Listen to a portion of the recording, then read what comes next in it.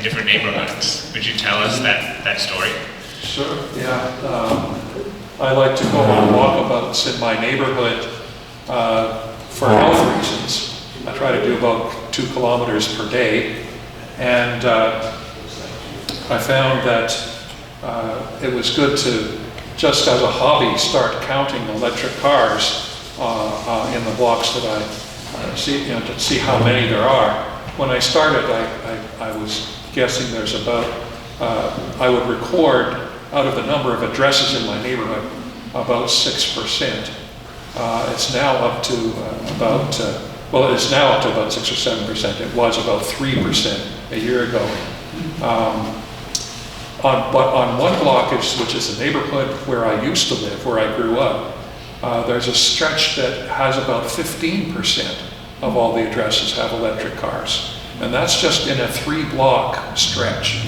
And I thought, what's the difference? This neighborhood is not a richer neighborhood than the ones surrounding it. These people are not more affluent than the others.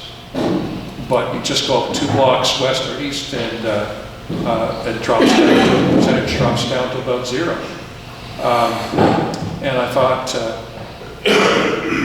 what this suggests is that word of mouth and neighborly relationships are spreading the idea that this is okay, that this is an okay thing, that I could do it. If my neighbor down the block can do this, well then I can.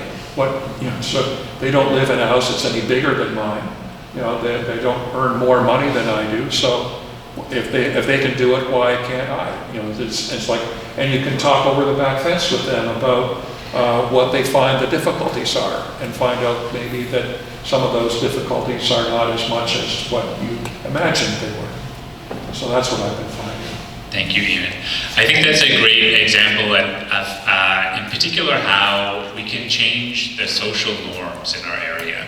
So, I think that the facts available to those different neighborhoods were basically the same, right? It's not that in one neighborhood people had better internet access or something. It's just about looking at what your neighbors are doing and kind of responding. People take action based on what they see around them, on the kind of norms they see around them.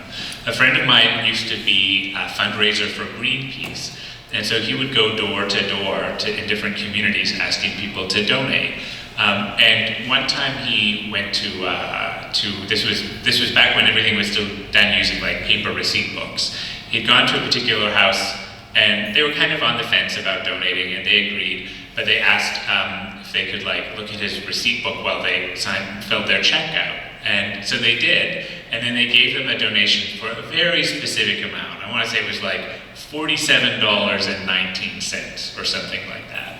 And my friend was like, okay, well, we're glad for the donation. They went off after this is such a weird amount, 19 cents. And it turned out what they had done is they donated the exact mathematical average of all of their neighbors.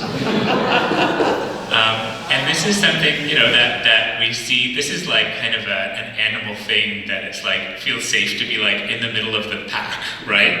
And so a lot of people are looking for those cues from their neighbors in terms of how to respond to different emergencies or things in the world.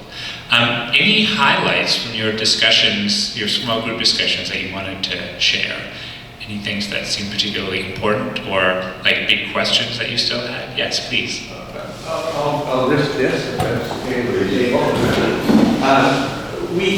We drew a bit of a parallel to going back to our youth, who was kind of thinking about conversations with family. I think many of us grew up at a time when the possibility of a nuclear holocaust loomed large on the horizon. And I can personally kind of remember back to that and how much of a sense of fear that created. And if you remember the Cuban Missile Crisis, we got right to teetering on the edge of. And I think there's some parallels from that experience and the issues today around climate. And I think big takeaways were around encouraging these conversations, but making them hopeful at least, and focusing on what people can do to make a difference. as opposed to, oh my gosh, it's awful, the world's going to end. None of us can individually fix this. There are things we can do about this. So, and I think, looking at the average age in the room, maybe that's the experience we can bring to the table for our kids and grandkids. I think at the end of the day, we all want to leave the world knowing we made a positive difference.